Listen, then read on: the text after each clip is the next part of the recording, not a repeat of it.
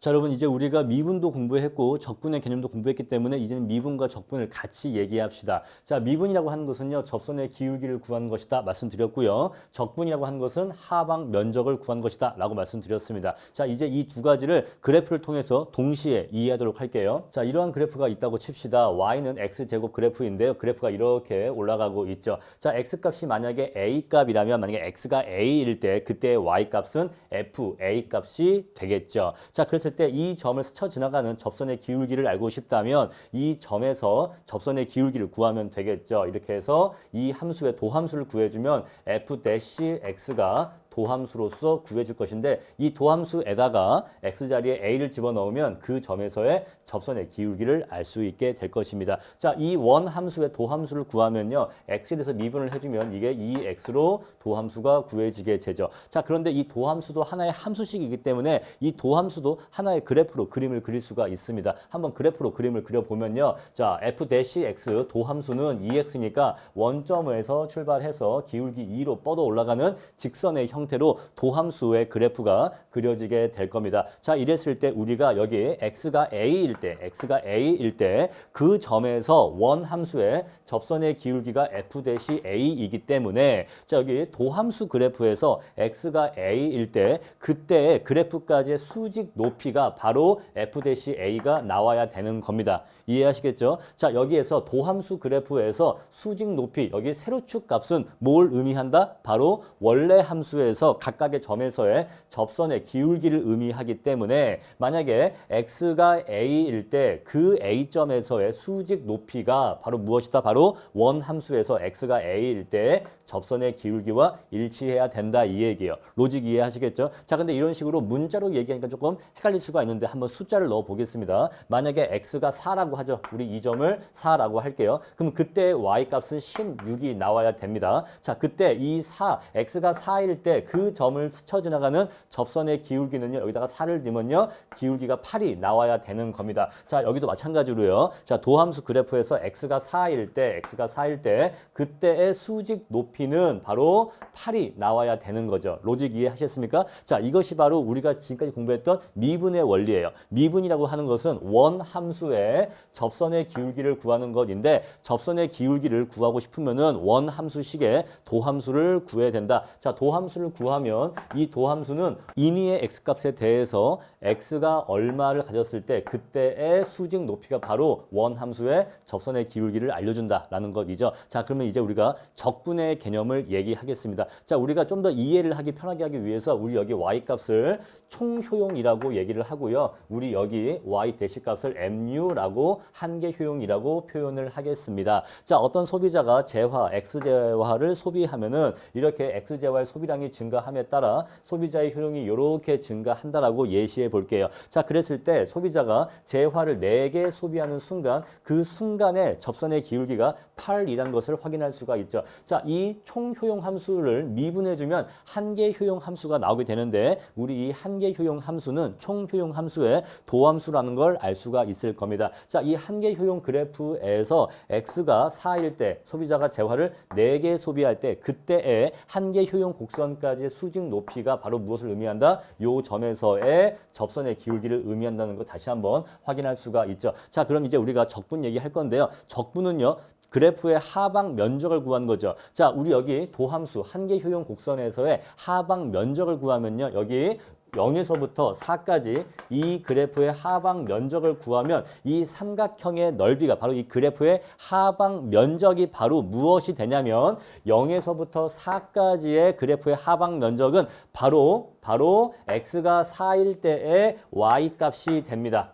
자, 여기 삼각형의 넓이가 x가 4일 때까지의 그래프의 하방 면적이 바로 원함수에서 x가 4일 때의 y값이 되는 거예요. 한번 구해 볼까요? 자, 이 길이가 4고요. 이 길이가 8이죠. 4, 8에 32 나누기 2 해주면 이 넓이가 16이 나오게 됩니다. 자, 제가 지금 무슨 말씀을 드리고 있냐? 자, 원함수에서 도함수를 구하죠. 자, 원함수에서 도함수를 구할 때 우리는 뭘 합니까? 미분을 합니다. 미분을 해서 도함수를 구해요. 자, 그런데 이 도함수를 원래 원함수로 돌아가게 할 수가 있는데 자, 도함수를 원함수로 돌아가게 하는 것을 뭐라고 한다? 적분이라고 한다. 적분. 적분은 그래프의 하방 면적을 구하는 것인데 자, 도함수의 하방 면적을 구하면 바로 그 하방 면적이 바로 원함수의 y값이 된다 이 얘기입니다. 자, 하나만 더 해볼까요? 자, 만약에 여기 x가 5라고 쳐보죠. 만약에 x가 5라면 그때 이 y값이 얼마가 나오겠습니까? 25가 나오겠죠. 로직 이해하시죠? 자, 그랬을 때 만약에 여기가 5라고 한번 쳐볼게요. 이렇게 해서 여기가 5라고 해보죠. 5. 자, 그랬을 때 여기 높이가 10이 되겠죠. 자, 여기 삼각형, 이만한 삼각형의 넓이를 구할 겁니다. 이제는요. 그러면요. 5 곱하기 10이니까 50에 나누기 반 하면요. 이 큰 삼각형 넓이가 25가 나오게 됩니다. 무슨 얘기죠? 자, 여기서부터 5까지, 재화 소비량이 5가 될 때까지의 그래프의 하방 면적을 구했더니 한계 효용 곡선의 하방 면적을 구했더니 그 넓이 값이 바로 뭐가 된다? 그 넓이 값이 바로 원함수, 총효용 함수 곡선에서 y값, 즉 총효용값이 된다 이 얘기예요. 개념 이해하셨습니까? 자, 그래서 이러한 양자의 관계를 이렇게 정리할 수가 있어요. 자, 총효용 함수가 있고 한계 효용 함수가 있었을 때 총효용 함수를 미분해 주거나 또는 총효용 곡선의 접선의 기울기를 구하거나 또는 총효용 함수의 도함수를 구하면 바로 그것이 한계 효용 함수가 됩니다. 자, 왜 그러냐면요. 한계 효용이라는 것 자체가 자, 재화를 한 개 더 소비해서 그로 인해서 총효용이 얼마나 증가하는가 한 것이 바로 한계 효용의 개념 정의인데 만약에 재화 소비량의 증가폭이 무한소에 가깝게 아주 많이 작아진다면 결국 이 기울기는요. 이렇게 바뀌게 되겠죠. 재화 소비량이 아주 미세하게 증가할 때 그때 총효용은 얼마나 변화하게 되겠는가로 정의할 수 있기 때문에 미분 개념으로 좁혀 들어가면 이렇게 한계 효용을 정의할 수 있기 때문에 이것은 곧 뭘 의미합니까? 총효용 곡선의 접선의 기울기를 의미합니다. 그래서 총효용 곡선의 미분을 하거나 접선의 기울기를 구하거나 도함수를 구하게 되면 바로 그 결과가 한계 효용이 되는 거죠. 그런데 한계 효용은 총효용 곡선에서 태어난 놈이기 때문에 얘를 다시 원래대로 총효용으로 되돌려줄 수가 있는데 우리 그것을 적분이라고 합니다. 자, 그럼 이 한계 효용이 다시 어떻게 총효용으로 돌아갈 수 있냐면 이 한계 효용 곡선의 하방 면적을 구해주면 즉 적분을 해주면 다른 말로 하방 면적을 구해주면 바로 그 하방 면적 값이 다시 총효용이 되는 관계가 있습니다. 자, 그래서 자, 원함수와 도함수는 미분과 적분을 통해서 서로 왔다 갔다 할 수 있는 관계예요. 자, 원함수가 미분을 하면 도함수가 되고 도함수의 하방 면적, 즉 도함수를 적분해주면 다시 원함수로 돌아갈 수 있는 관계가 있습니다. 여러분 마찬가지로 자, 총 비용 함수가 있고요. 한계 비용 함수가 있다고 쳐보죠. 그랬을 때 총 비용 함수를 미분해주면 한계 비용이 나오게 됩니다. 근데 그 한계 비용 그래프의 하방 면적을 구해주면 그 하방 면적이 다시 총 비용이 나오게 되는 관계가 있어서 총과 한계에는 기본적으로 미분으로서 총을 미분해서 한계를 구하고 한계를 적분함으로써 다시 총을 구하는 관계가 있다는 것을 분명하게 이해해 주셔야 돼요. 자, 여러분 아직까지는 미분과 적분을 동시에 이해하는 게 아직은 좀 헷갈릴 수가 있는데 차차 설명을 드리면서 더 이해를 시켜드리겠습니다. 자, 우리가 앞에서 총효용, 한계효용, 평균효용의 이러한 표를 구한 적이 있었죠. 자, 그랬을 때 제가 그때 그 말씀을 드린 적이 있습니다. 만약에 재화를 3개 소비할 때까지 그때 얻은 총효용의 크기는 그때까지의 한계효용을 합하면 그때의 총효용이 나온다라고 해서 자, TU와 MU가 이러한 관계가 있다라고 말씀을 드린 바 있어요. 시그마, MU. 자, TU는 MU를 다 합한 것이다 라고 말씀을 드렸습니다. 자, 근데 우리가 아까 앞에서 시그마라고 하는 기호를 쓴 이유는요. 지금 이 표가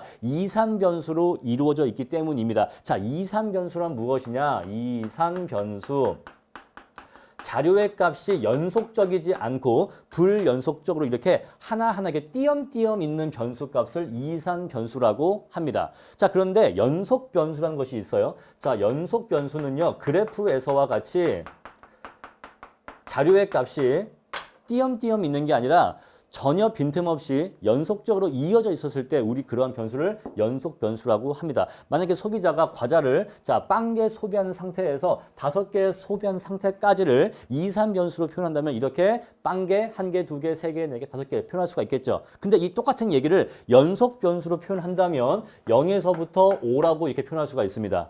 차이 이해하시겠어요? 자, 과자 소비량이 0에서부터 5다라고 얘기하면 그 안에 무수히 많은 경우의 수가 다 담겨 있죠. 우리 이러한 변수를 연속 변수라고 합니다. 그래프를 그릴 때 그래프가 끊기지 않고 매끄럽게 선이 이어져 나가는 이유가 무엇이죠? 바로 무수히 많은 점이 빼곡하게 연속적으로 있기 때문에 그래프가 끊어지지 않고 그려지는 겁니다. 그런데 이러한 자료는요, 자료가 뚝뚝 끊어져 있기 때문에 그래프로 표현하셨을 때는 점으로 표현되지 연속적으로 매끄럽게 그려지지가 않아요. 우리 이러한 자료를 이산 변수라고 하고 우리가 보통 그래프로 나타내는 그림은 연속 변수라고 합니다. 자, 똑같은 내용인데 총 효용과 한계 효용의 관계를 이산 변수에서는 시그마라는 기호를 사용해서 나타냅니다. 자, 그런데 우리가 그래프에서는요, 연속 변수에서는요, TU와 MU의 관계를 이렇게 표현합니다. 자, TU는 MU를 어떻게 해서 구한 것이다? 적분해서 구한 거다. 즉 하방 면적 인테그랄 적분해서 구한 거다라고 표현을 합니다. 여러분 기본적으로 이것과 이것은 기본적으로 동일한 내용을 담고 있습니다. 무슨 얘기죠? MU의 합계가 총효용이다라는 것이고 이것은요 MU의 합계가 MU를 다 더한 것이 총효용이다라는 기본적인 로직의 동일성은 있는데 다만 얘는 이산 변수니까 각각의 값들을 더하면 총효용 나온다라고 표현하고 있는 것이고 요거는요 연속 변수니까 그래프니까 그래프의 하방 면적을 구하면 그때까지의 MU를 다 더하면 총효용이 나온다라고 표현하고 있는 것입니다. 자, 이런 양자의 차이점과 공통점 이해를 해주세요. 자, 여러분 조금 더 사례를 들어서 확실하게 이해를 시켜드리겠습니다. 자, 어떤 소비자의 총효용 함수가 이렇게 그려져 있다라고 쳐볼게요. 자, 이 소비자가요 재화를 2개 소비할 때 그때 얻는 총효용의 크기가 수직 높이인 5라고 합니다. 여러분 총효용 곡선에서 수직 높이는요, 이 높이는 바로 TU의 크기를 의미하겠죠. 소비자가 재화를 2개 소비할 때 그때까지 얻은 총 만족의 크기가 5라는 것을 의미합니다. 자, 이러한 TU 곡선을 미분해주면 도함수를 그리면 접선의 기울기를 구해주면 밑에 MU 그래프를 도출할 수가 있는데 이렇게 MU 그래프가 도출되게 되죠. 자, 그랬을 때 자, 여기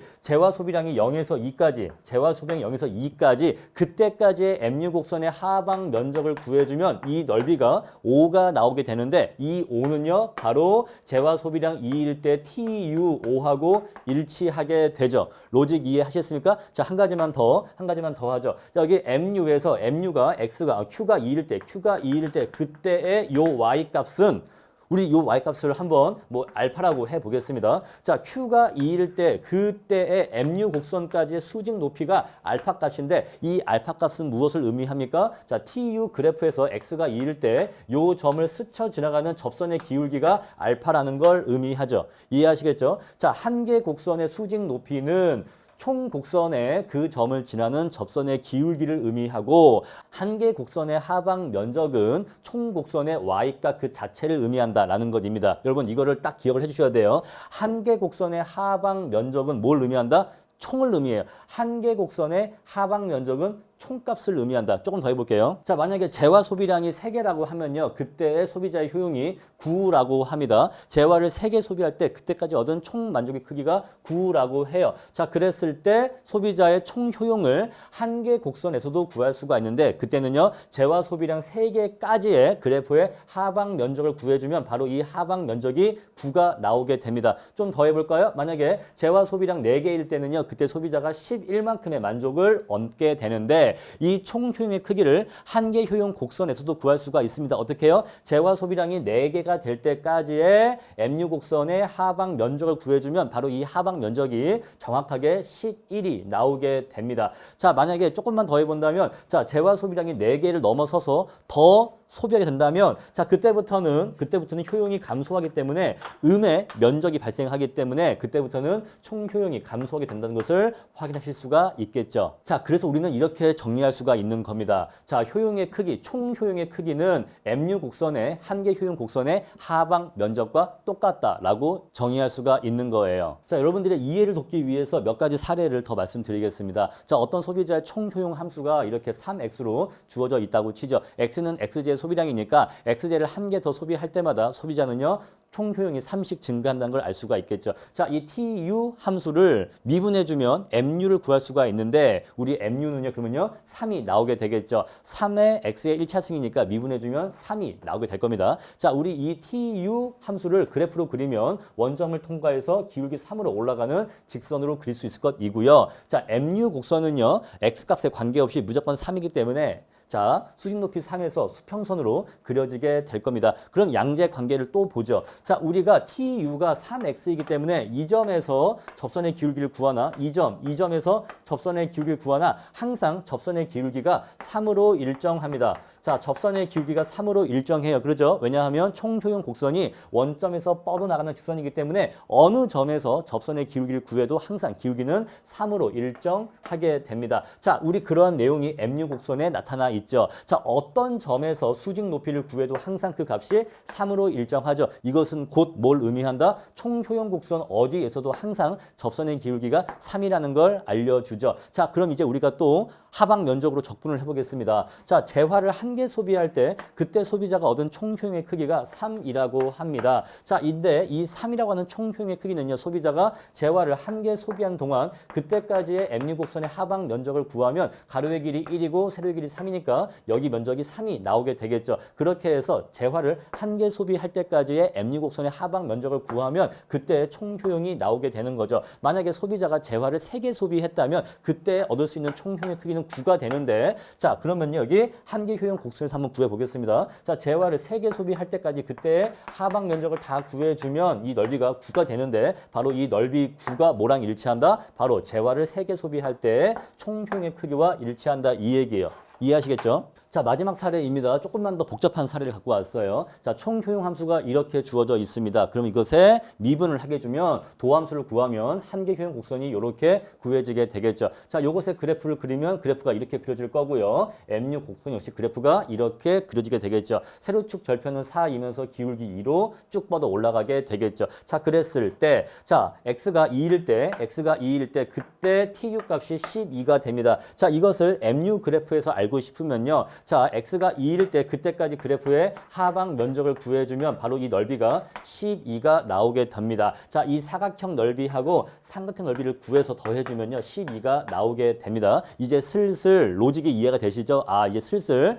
한 개 곡선의 하방 면적이 총값이 되는 관계가 있다는 것을 점점 더 체감하실 수 있을 것입니다. 자, 재화 소비량이 3개일 때 그때 총효용이 21인데, 자, 그러면요, 한 개 곡선에서 재화 소비량이 3개일 때까지 그때까지의 그래프의 하방 면적을 구해주면 이 전체 하방 면적의 넓이를 구하면 이 넓이가 21이 된다는 것을 아실 수가 있겠죠. 자, 그리고 이제 우리가 적분 말고 미분도 한번 더 해보죠. 자, x값이 2일 때 그 점을 지나는 접선의 기울기를 알고 싶다는 거죠. 그러면요, 우리요, 자, 도함수 그래프에서 한 개 그래프에서 자, x값이 2일 때 그때 수직 높이를 구하면 수직 높이가 8이니까 아, 이 점의 접선의 기울기가 8이겠구나라는 걸 알 수가 있고요. 자, x값이 3일 때 그때 이 점을 지나는 접선의 기울기 알고 싶죠? 그러면요, MU 곡선에서 x값이 3일 때 그때 수직 높이를 구하면 그 값이 10이니까 아, 이 점을 지나는 접선의 기울기는 10이겠구나, 이런 식으로 알 수가 있다는 겁니다. 자, 다시 한번 정리하면 총 곡선의 접선의 기울기를 나타낸 것이 바로 미분한 것이 바로 한 개 효용 곡선 또는 한 개 곡선이고,